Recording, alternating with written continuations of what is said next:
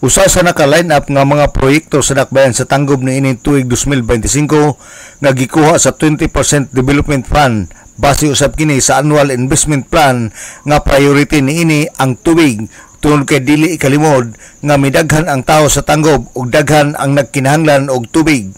Kini mao ay pamahayag ni Tanggob City Vice Mayor Tito Desina atol sa interview sa DXDD News Team. Matud pa ni Desina nga gi-priority sa administrasyon sa Tanggob sa pagpanguna ni Mayor Ben Canama ang proyekto sa tubig tungod kay daghan ang mga tawo nga nagkinahanglan niini. Ang sunod nga punduhan sa lokal nga kagamahanan sa Tanggob mao ang paghuman sa bus terminal kay sukad nga nag-open ang Panggilby Bridge. Nagkadaghan usab ang mibisita sa dakbayan sa Tanggob og ang pagbutang og suga sa kadalanan tungod kay aduna pay mga lugar sa Tanggob nga wala pay mga suga. I-priority gid sa lokal nga pundo na to, no? Sa lokal nga pundo ang i-priority gid sa ato ang administrasyon pinanguluhan ni Mayor Ben nga una ang tubig, no? Kay kasama na siya nga problema nato diri ang tubig nato medyo kulang gyud, no?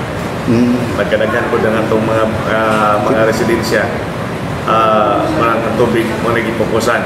Kaduha, katong mga lights na to, kaya dapat yung mga area diri nga medyo kulangan pagigsuba.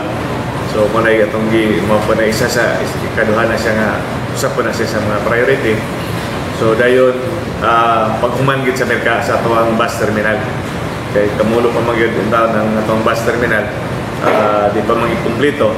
So, isa na gitutukan. Si Vice Mayor Tito Desina sa Tanggob City. Alang sa DXDD Radio Kampana, ang radyo sa simbahan, 45 Dudong Bargamento, Danag sa Dakbayan.